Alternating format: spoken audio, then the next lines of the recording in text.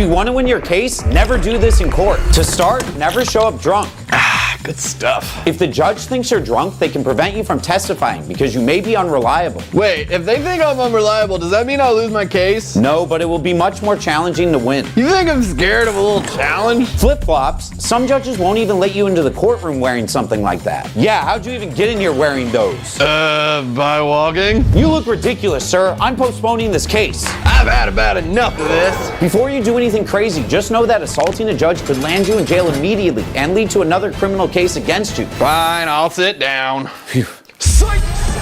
Ah! These are 3 crazy ways people escape from prison. First is Yoshi Shiratori, a man who escaped prison using nothing but the food he was served. Every night the guards served him the same meal: rice, boiled vegetables, and miso soup. He ate everything but the miso soup. Instead, he poured it on his shackles. Over time, the salt corroded the iron, until one night he snapped the chains and vanished into the dark. Next, Redouane Faïd, a French gangster whose escape started with him cutting through his cell door with a stolen angle grinder. Then he and 2 inmates ran outside, where 2 friends were waiting with a stolen helicopter. They eventually ditched the helicopter, switched to a car, and evaded police for a full 3 months before being caught. And finally, Clavino da Silva, the man who tried to escape by becoming his own daughter. In 2019, Clavino da Silva got a visit from his daughter in prison. At first, everything seemed normal. Clavino changed into his daughter's clothes, threw on the wig and mask, and planned to walk right out the front door. Don't mind me. It's off to do some girl stuff. Luckily, the guards caught on fast. Clavino didn't get far. Hey, Grandma, you're not gonna believe my next plan. These are 3 ways normal people lost millions. First, a woman named Barbara Reddick gave her nephew some cash and told him to go buy a lottery ticket. 1 deluxe lottery ticket, please. The ticket needed a name, so without thinking, he wrote down both of theirs. A few hours later, they realized they had won $1.2 million. Barbara claimed it was her ticket, but her nephew said it was theirs to share. They went to court, and since Barbara bought the ticket, the judge gave her $850,000, and her nephew $350,000. Next, William Post pawned a ring for $40 and gave the money to his girlfriend to buy lottery tickets. One of them hit for over $16 million. 2 weeks later, he'd already blown $300,000 on a liquor license, a car lot, a restaurant, and even a plane, despite not knowing how to fly. Which one's the landing gear again? He fired a shotgun at a man trying to collect a debt, and later shot up his 6th wife's car. He called winning the lottery the worst thing that ever happened to him. Next, in 1910, a Mississippi man named Edgar Lee discovered oil on his land. Yeehaw, doggy! Production started fast, but in 1932, tragedy struck. A fire destroyed the building that held Edgar's land deeds. With no proof of ownership, the land was taken. By the 1960s, large corporations had pumped over 850,000 barrels of oil, leaving Edgar's family with nothing. This is the difference between robbery and burglary. You're being charged with either robbery or burglary. Which one do you pick? I don't know. What's the difference? Well, first it depends if a person is involved. Robbery is when you take something straight from a person, so there always has to be a victim standing right there. With burglary, it's different. It's about breaking into a building or home with the plan to commit a crime, and it can happen even if no one is inside. Well, in that case, It also depends if force or fear is used. Force or what now? Robbery happens when you use force or fear to intimidate someone into giving up their belongings. Whereas for burglary, you can break inside without anyone being there, and it still counts as a crime. Finally, it comes down to whether anything was actually stolen. For robbery, property has to be taken from someone. For burglary, you don't even have to steal anything. Just breaking in with the intent to commit a crime is enough. So basically I could break into a house, steal nothing, and still go to prison? Exactly. Well, in that case, I choose trespassing. These are 3 scams people actually fall for. First, the jury duty scam. This scam starts with a phone call from someone pretending to be a police officer. Sir, this is Officer Smith. You missed jury duty last week, and you are now in big trouble. Oh, I'm sorry. I didn't know I had jury duty. The scam is that you never had jury duty, but they will make you think that you missed it in order to demand and pay a fine. Next is brushing scams. A brushing scam begins when you receive a package you never ordered. Whoa, my luck must finally be turning around. The box will typically contain fake versions of things people want, like jewelry or merchandise. The box will come with a QR code that claims to offer a warranty or some special deal. The QR code will actually lead to a website that will steal your personal information and install viruses on your device. What the? I'm locked out of all my accounts. Next is 3 shell games. It's when a person places a small rock under one of 3 cups and then, after moving them around, asks you to guess which cup it's under. The scammers will often have bystanders that are in on it play the game to give the illusion that it's winnable. But when you aren't looking, the scammer will change the location of the pebble or remove it completely. That one. Oh, bad luck.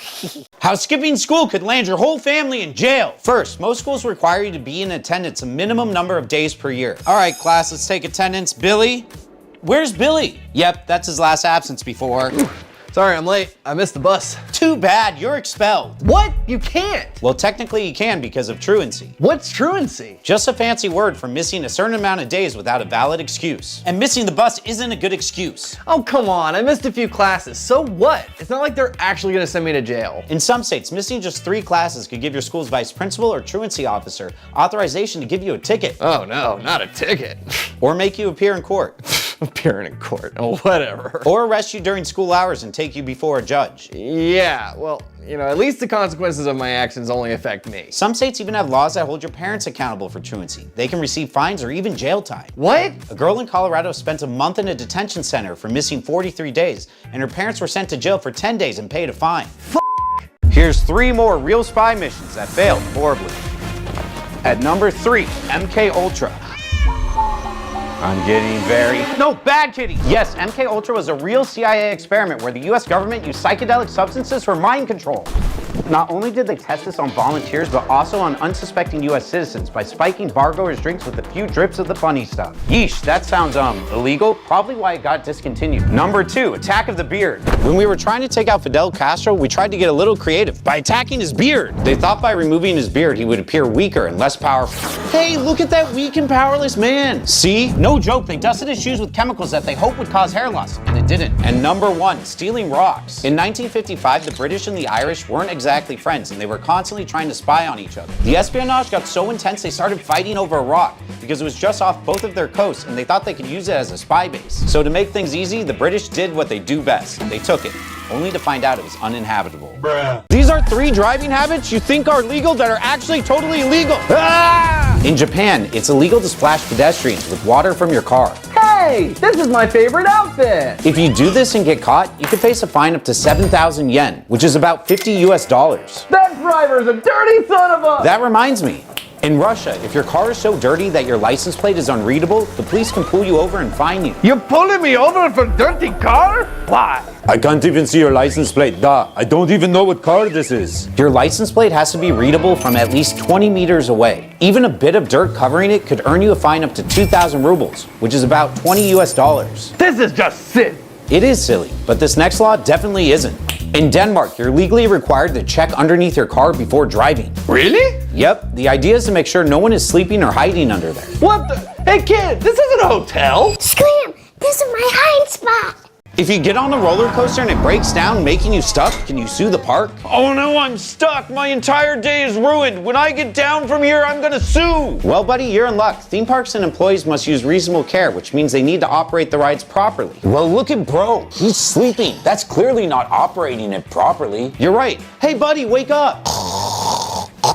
This entire place is mid. I also saw a piece of the ride fly off. Well, if that piece of the roller coaster is the reason you're stuck, then you might be able to sue the manufacturer. The manufacturer? Yeah, that could be a defect, which means you could sue every company involved in the design or manufacturing of this ride. I'm finna sue the designer, the manufacturer, the assembler. Thank you, Mike, so much, but my head hurts. What am I gonna do? Well, you could sue for injuries, emotional distress, and if you miss work, lost wages. All right, bet. I'm gonna go secure the bag and some cotton candy. I'm testing the craziest spy gadgets to see if they work or not. First is this listening device. Apparently it can hear conversations from 100 feet away. Normally using devices like this could get you in trouble with the law if you don't have consent from anyone in the conversation you're trying to listen into. But we got consent here, so let's test it out. Dude, Law by Mike's like obsessed with the law. Yeah, what's up with that? Yeah, I do love the law. This listening device is really impressive. Next is a scanner that can see through walls. So apparently it works by capturing heat from people's bodies. Cops can't use these on your home unless they have a warrant, but I'm not a cop and this is my house, so let's go see if it works. I'm looking through the door. Is anyone over there? It's not registering anything. I don't see any heat. Looks like it doesn't work. On to the next product, which is a tracking device. It's a device that can apparently track you anywhere in the world. Let's test it out to see if I can track a car from across the city. Now, generally, it's illegal to use a GPS tracking device on a car if you're not the owner. Catch you later, Mike. But I own this one, so it's okay. Wow, I can see this guy. He's like 50 miles away. Here are the craziest laws from ancient times. First, between 211 and 206 BC, men from China were forbidden from shedding tears. If you were caught crying, you'd have your eyebrows shaved off. My eyebrows, no! Next, there's a law in ancient Greece where laziness was punishable by death. You there, get off your butt! Oh, come on, I was just resting my legs. The law was made by the first legislator of Greece, who was known to punish everything with the death sentence. Next is an ancient law in Rome, where it was illegal to sing a song that could bring dishonor to someone. Corruption and greed, power out of control. Stop right there! If caught, you could face the death penalty. I'm out of here, people, but I'll be back next week. How long would you go to jail for stealing all the presents in Whoville? Number 1, stealing presents from an entire town isn't easy. It likely took some meticulous planning before the crime was committed. As soon as you put on that Santa costume and tell your dog about it, you can be charged with conspiracy to commit a crime. Number 2, stealing all of Whoville's presents would require breaking and entering into hundreds of homes, on top of a burglary charge at each location. Let's do the math. Depending on the state, each of those houses could get you 7 to 25 years. Let's say you rob 100 houses, that's 700 to 2,500 years in jail. How long do Grinches live? And number 3, the worst crime you can commit on Christmas, terror. If your goal was to stop Christmas from happening and your plan was to commit crimes all over the city to inspire fear and intimidation, then according to the US Patriot Act, you're committing the crime of terror. Oh yes, you were there during the planning and the execution. You're going to jail for a long time. Ew, he should get that checked out. Cut the wrong wire and 100 people die, or cut the right one and save them. How do you figure out which wire to cut? Somebody please help! There are 3 wires. Each wire has a 1 in 3 chance of defusing the bomb. I think it's the red one, but what if I'm wrong? If you cut the wrong wire, you could be charged with criminal negligence or even manslaughter. But if you were a bomb expert, the law would protect you as long as you were careful. There's only 16 seconds left. The bomb maker just said it's not the yellow one. How does that help? At the start, each wire had a 1 in 3 chance of being correct. When you chose the red one, the other 2 wires had a combined chance of 2/3. And when yellow was said to be the wrong wire, the odds didn't change. They were just pushed onto the blue wire. Which means if I switch, the odds will be better and we'll save everyone. I think I'm gonna switch. But what about that one? Ever wondered why McDonald's ice cream machines are always broken? Well, there's actually 3 reasons. Number 1, they're almost impossible to clean. The cleaning process for a McDonald's ice cream machine is super long and complicated. It takes about 4 hours. So if your McDonald's closes at midnight, you're gonna be hard pressed to find a working ice cream machine past 8:30 p.m. Number 2, they're almost impossible to fix. When an ice cream machine breaks down, they don't let their employees handle it. No, they have a special technician come out whose sole job is to fix the machines, which brings me to number 3. Conspiracy! I don't have much time. This company, Taylor, makes the ice cream machines and they were the only ones who can fix them. Then a company, Kitsch, makes a tool that fixes them faster and cheaper. Franchise owners buy it and love it, but Taylor and McDonald's don't like that because they profit off the owners each time the machine breaks down. If I were them, I wouldn't want someone taking away my endless money machine. So Mickey D sends an email saying no one use these Kitsch devices. And then Taylor allegedly reverse engineered their own version of it, so Kitsch is suing the McDonald's and Taylor because... Hello? Sir, this is a Wendy's. This is one country you never want to be arrested in. It's a country where the police can hold you in custody for up to 23 days without even charging you. At least tell me what I'm in for. And if they don't charge you, they can simply start a new investigation and reset the clock for another 23 days. This sucks. But it gets even worse, because in custody, you have no legal right to make a phone call, and you can be interrogated without your lawyer present. I'm subscribed to Law by Mike, so I at least know I have the right to remain silent, even in this country. But that won't help, because the police have been known to force interrogations through verbal intimidation, psychological pressure, and even sleep deprivation. Just tell me you did it. Okay, I did it. And those forced confessions, they're treated as real evidence, which is why this country has a conviction rate of 99%, and that country is Japan. Guilty. Eating these 3 foods could get you arrested.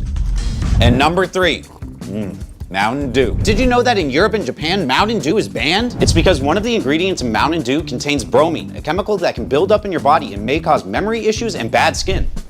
Bad skin, memory problems? I don't think so. Dude, you're literally breaking out. What were we talking about again? I don't remember. Number 2, Frosted Flakes. They're more than good. They're illegal. Yep, Europe and Japan has outlawed one of humanity's greatest gifts, and it's not because it's too sugary. It's because of a preservative Kellogg's uses in some of its products. It's called butylated hydroxy... Whatever, it's a preservative and it might cause cancer. And number 1, chewing gum. This ban wasn't because it was unhealthy, it was actually for something you wouldn't expect. In Singapore, there was a growing problem of people sticking their gum everywhere and anywhere when they were done with it. Ugh. Not only is that just gross, but people were purposely putting it in inconvenient places like door sensors, inside locks, and even elevator buttons. Gross. But here in the good old US of A, we have the freedom to put all of the worst stuff in our bodies, and that's why